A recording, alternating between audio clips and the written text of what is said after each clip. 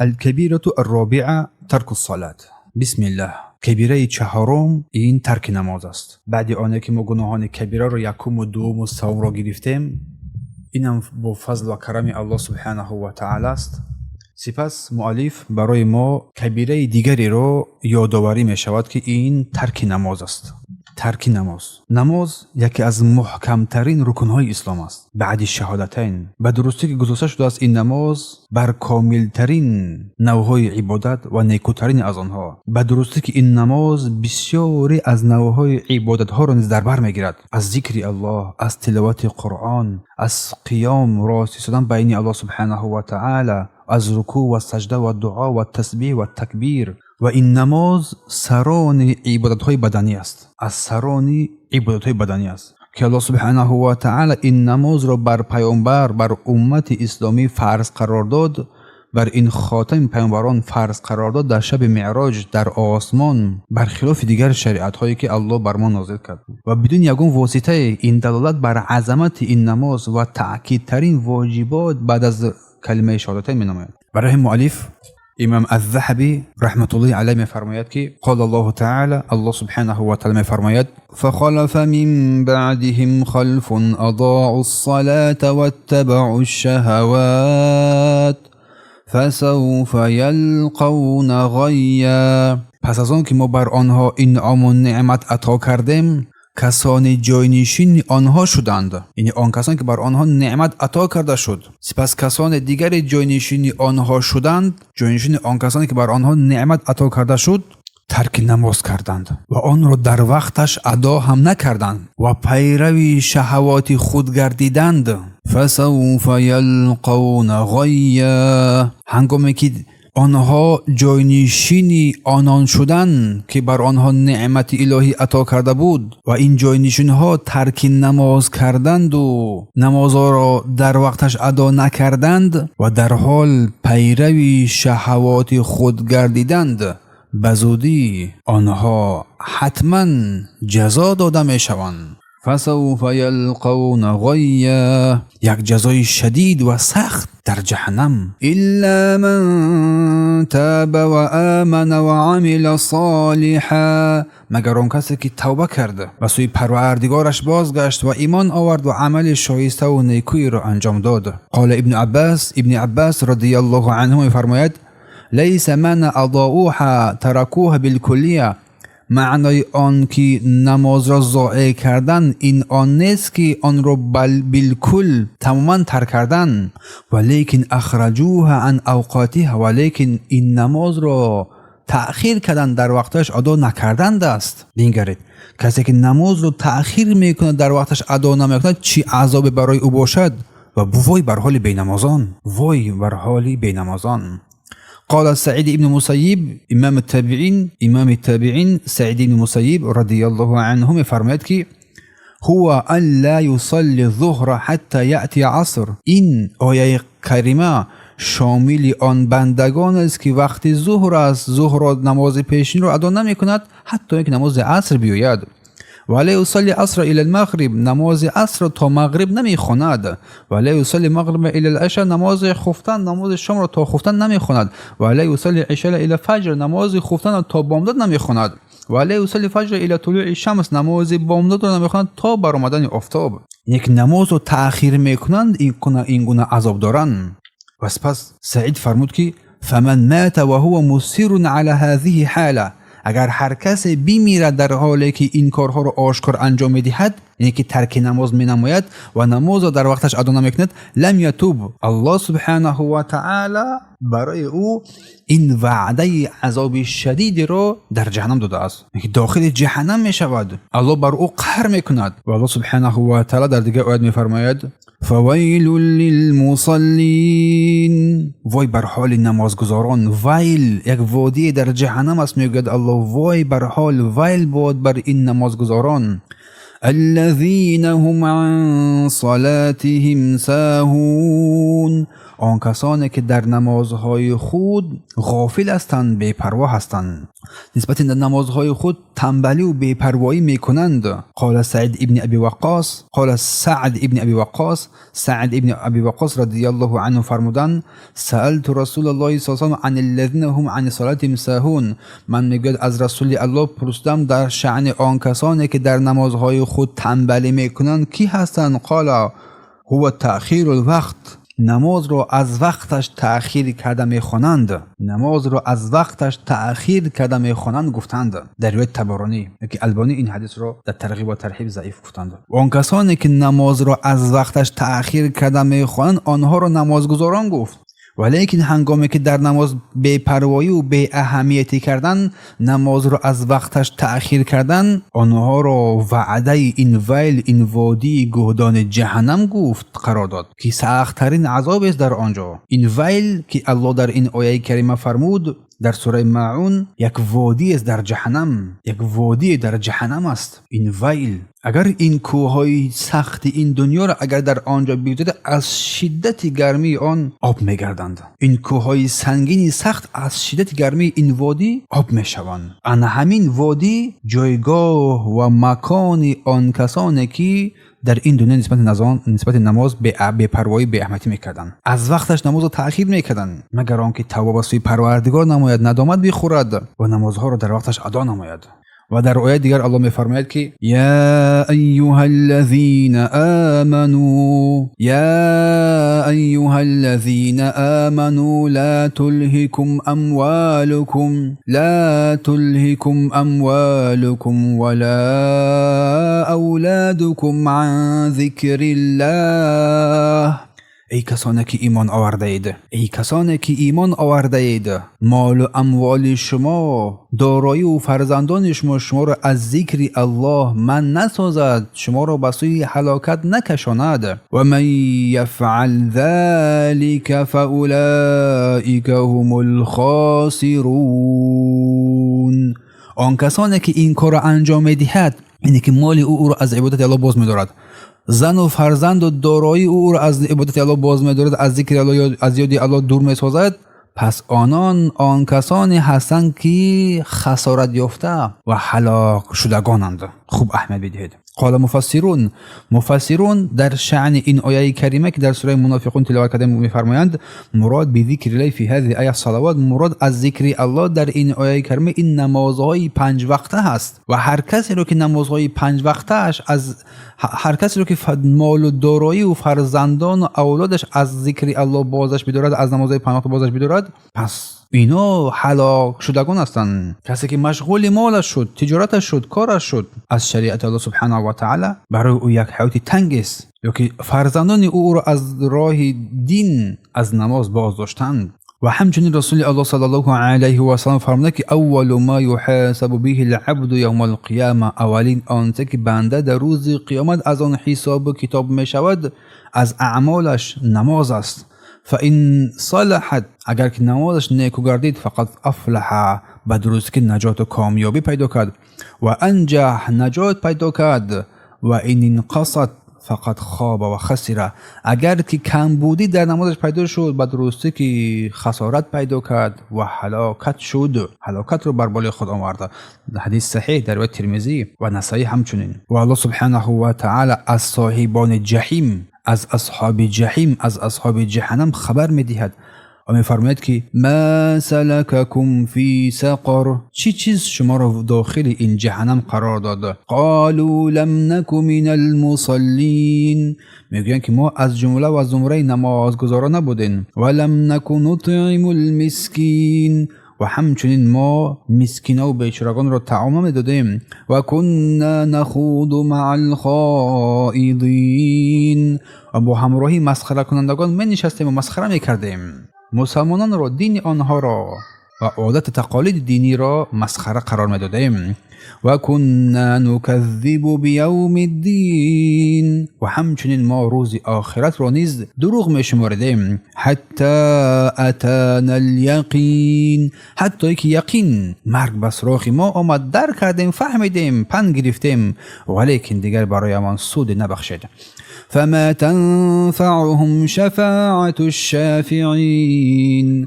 دیگر در آن روز هیچ شفاعت کننده برای آنها منفعت و فایده نمی بخشد، چون آنها دیگر سرسان و سرگردان شدند و دیگران را نیز در آن دنیا سرسان و سرگردان کردند. برای همین این آتش شایسته آنها خواهد بود. در سوره مدثر آیات 42 و 48. و رسول الله صلی الله علیه و سلم فرمود که العهد الذی بیننا و بینکم الصلاة، آن عهدی که بین من و بین شما است این نماز است. فمن ترک فقد کفر، اگر هر کسی این نماز را ترک به درستی کافر شده است. در روایت ترمذی و نسائی و احمد و البانی این حدیث را در صحیح ترغیب و ترغیب صحیح شمردند. و همچنین رسول الله صلی الله علیه و سلم فرمود که بین العبد و بین الکفر و ترک الصلاة، بین بنده و کفر این ترک نماز است. بین بنده و کفر این ترک نماز در روایت مسلم است. و در دیگر روایت اومده است که این بین الرجل و بین الشرک و الکفر ترک الصلاة، و در که بین مرد و بین شرک و کفر این ترک نماز است. در صحیح بخاری و مسلم. و همچنین در صحیح بخاری از رسول الله صلی الله علیه و سلم اومده است که فرمود که من فاتته الصلاة العصر، هر کسی که نماز عصر از او فوت شود حبط عمله، به درستی که عملهای او حبط می‌گردد. در روایت بخاری. و همچنین در دیگر اومده است من ترک صلاة العصر فقد حبط عمله، هر کسی که نماز عصر را ترک نماید به درستی که عملش حبط می‌گردد. ابن باز رحمت الله علیه می‌فرماید که والواجب علی کل مسلم، واجب است، فرض عین است بر هر مسلمان و مسلمان زن اینکه تلاش نماید به سوی نماز و این نماز را حفظ نماید، وقتهایش را در وقتش ادا نماید و از الله سبحانه و تعالی در شأن این نمازها بترسد و برحذر باشد از اینکه با همراهی کافران باشد، از زمره و جمله کافران باشد و آنچه که بنده را از زمره و جمله کافران قرار می‌دهد این نماز است، ترک نماز است، چون نماز این پایه دین است، بزرگترین از رکن‌های اسلام است بعد شهادتین. پس واجب است بر مسلمانان، جمیع مسلمانان مرد و زن بالغ و عاقل، اینکه حفظ نمایند این نمازهای 5 وقته را، اهمیت بدهند اینها را و حق این نمازهای 5 وقته را در وقتش ادا نمایند و مرد باشد تلاش نماید که در جماعت نمازها را در مساجد ادا نماید به خاطر طاعت و عبادت الله سبحانه و تعالی و رسولش و برحذر باشد در بیان ترک نماز و به اهمیتی بر نماز یا تأخیر نماز. و مسئله می‌خواهیم از الله سبحانه و تعالی بر تمام مسلمانان که توفیق و هدایت را نصیب گردند و عافیت می‌خواهیم از الله سبحانه و تعالی. و همچنین در سنن آمده است که از رسول الله صلی الله علیه و آله که فرمودند من ترک الصلاة، هر کس که نماز را ترک نماید متعمدا قصدا فقد بری از ذمة الله، به درستی که ذمه الله سبحانه و تعالی از او برداشته می شود. در روایت احمد و طبری که البانی این حدیث را حسن گفتند، خوب گفتند و ترغیب و ترهیب صحیحش نمودند. و همچنین رسول الله صلی الله علیه و سلم در دیگر روایت فرمود که امرت ان اقاتل الناس حتى یقول لا اله الا الله، بر من امر شد که الله رسول الله را امر کرد که با مردم بجنگد حتی اینکه مردم لا اله الا الله بگویند که داخل اسلام شوند و نماز را و یقیم الصلاه و نماز را بر پای بدارند و یؤتوا الزکات و زکات ما را پرداخت نمایند. فاذا فعلوا ذلك، اگر این کار را انجام دادند عصموا من دماءهم و اموالهم، به درستی که خون آنها و مالهای آنها در عصمت میماند الا بحقها، مگر به حقش، و حساب آنها در نزد الله سبحانه و تعالی است. و رسول الله صلی الله علیه و در روایت بخاری و مسلم است این حدیث. و همچنین رسول الله صلی الله علیه و فرمود که من حافظ علیها کانت له نورا، اگر هر کسی که این نمازهای 5 وقته را ادا نماید، حفظ نماید، برای او بنده‌ای که این نمازهای 5 وقته را حفظ نماید برای نور میگردد و برهان حجت میگردد و نجات یوم القیامه، روز قیامت میگردد. و من لم یحافظ علیه، اگر هر بنده که نمازهای 5 وقته را حفظ نکرد، ادا نکرد، ولمیت، برای اون بنده هیچ نوری نیست و هیچ حجت نیست و هیچ نجاتی در روز قیامت نیست. و کان یوم القیامت، و این بنده که ترک نماز میکرد، در نمازها بے پروا و بے اهمیت میکرد، در روز قیامت مع الفرعون، با همراهی فرعون و قارون و هامان و ابی ابن خلف میخیزد. در روایت بخاری، در روایت احمد و طبرانی هست. در روایت احمد و طبرانی با اسناد حسن این حدیث ذکر شده است. و قال عمر ابن خطاب رضی الله عنه فرمود که اما انه لأحد في الإسلام أضاع الصلاة. اما این که هیچ نصیبی ندارد آن بنده ای که ترک نماز می نماید، بینمازی میکند، برای وی هیچ نصیبی نیست. در امام مالک این رو در موطأ و ابن سعد در طبقات کبرا ذکر کردن که البانی این حدیث را در اروا صحیح دانستند. و همچنین از بعضی از علماها رحمت الله علیهم ذکر شده است به درستی که انما یحشر تارک الصلاه، به درستی که در روز محشر تارک صلات حشر می شود با همراهی آن 4 طاغوتان بزرگی که رسول الله ذکر کردند. چون این بنده، چون آنها مشغول شدن از عبادت الله سبحانه و تعالی، از نماز الله با برمالهایشان، ترک نماز نمودن برمالهایشان مشغول شدن، ترک نماز نمودن با ملک و داراییشان و وظیفه هایشان مشغول شدن، ترک نماز نمودن با وزیران و مشغولیت های کار و فعالیتش شدن، ترک نماز نمودن با تجارت خود مشغول شدن. اگر که مشغول با مالشان بشود از نماز، با قارون میخزد. اگر مشغول با ملکشان شود از نماز، با فرعون میخزد. اگر مشغول با وزارت شود، با هامان میخزد. اگر مشغول با تجارت شود، با همراهی ابی ابن خلف میخزد که تاجر کلان در مکه بود.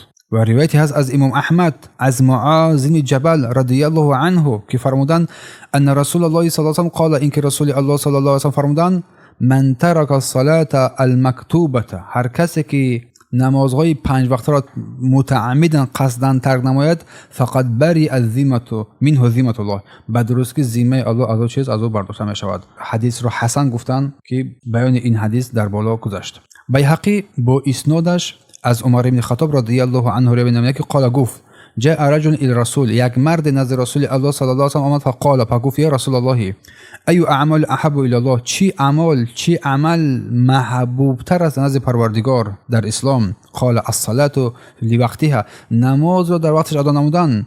فمن ترک الصلاه فلا دین له، اگر هر کس که نماز را ترک نمود هیچ دین ندارد. و الصلاه عماد الدین، و گفتن رسول الله که نماز این پایه دین است. روایت بیهقی است در شعب ایمان، اما البانی این حدیث را ضعیفش گفتن. لما طعن عمر بن خطاب، هنگامی که عمر بن خطاب به شهادت رسانده شد، خنجر زده شد، قیل له، برای گفته شد نماز ای امیر المؤمنین، الصلاه یا امیر المؤمنین، نماز ای امیر المؤمنین. قال نعم، بله نماز، اما انه لا حظ لاحد في الاسلام اضاع الصلاه، اما آن کسی که ترک نماز می‌نماید در اسلام هیچ نصیبی ندارد، حتی در این حالت سختم او را بر نماز خواندند. و عمر این سخن را گفت که هیچ کسی نصیبی ندارد اگر که ترک نماز نماید.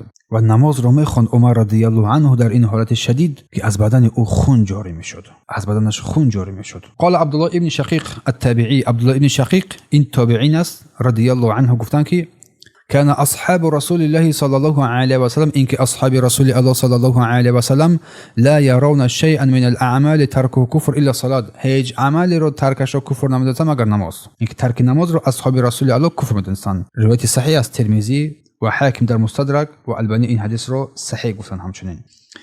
و از علی رضی الله عنه پرسیده شد ان امرأة لا تصلي، از زنی که نماز نمیخواند، فقال من لم يصلي فهو كافر، اگر هر کسی نماز را ادا نکند پس وی کافر است. از علی پرسیده شد در روایت بیهقی در شعب ایمان.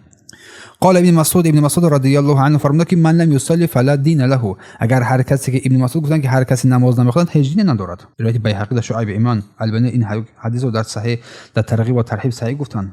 و قال ابن عباس فرمودن رضی الله عنهما که من ترک الصلاه واحدا متعمدا لقي الله تعالی و هو علیه غضبان، اگر هر کسی که نماز را قصدا ترک نماید، اگر با این حال با الله ملاقات نماید، در حالی که الله بر او غضب کرده است.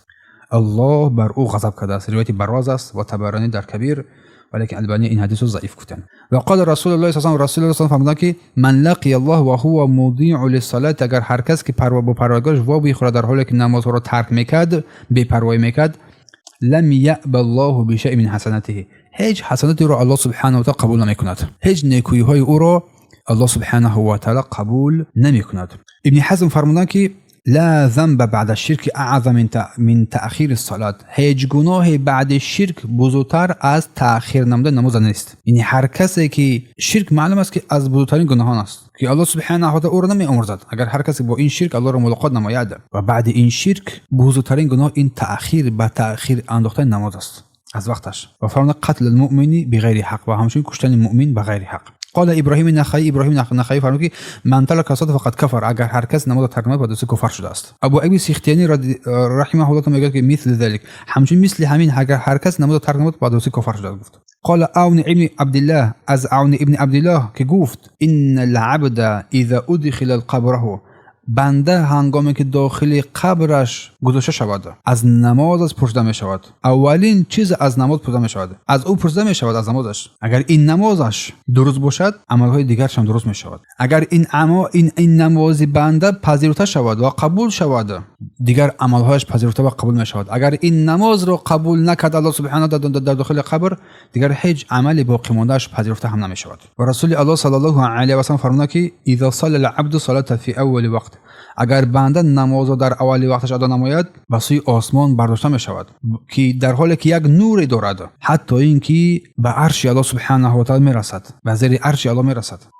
و این نماز بنده تا روز قیامت برای بنده مغفرت طلب نماید و میگوید که الله تو را حفظ نماید کما چگونه که من را حفظ نمودی. اذا صلى العبد صلاة فی غیر وقتی، اگر بنده نماز در غیر وقتش ادا نماید به سوی آسمان نماز می رود، ولیکن در یک تاریکی هنگامی که بر آسمان رسید پورا می شود، چونه که لباس پورا می شود و با این نمازی که خوانده بود از وقت گذرانده بود بر چهره صاحبش زده می شود و می گوید که تو مرا ضایع کردی، الله تو را ضایع بکند. در روایت ابی داود و بیهقی در شعب الایمان، لیکن البانی این حدیث رو ضعیف گفتند. و روایت ابی داود در سننش از عبدالله ابن عمرو ابن عاص رضی الله عنهما قال رسول الله صلی الله علیه و سلم، رسول الله صلی الله علیه و فرمودند ثلاثه لا يقبل الله منهم صلاة، سه نفر است که الله نماز آنها را قبول نمی کند. من تقدم قوما و هم له کارهون، کسی که امام قوم شود که اصلا نمیخوان وی را بر حق، و همچنین کسی که نماز در غیر وقتش ادا میکند از اون هم پذیرفته نمی شود.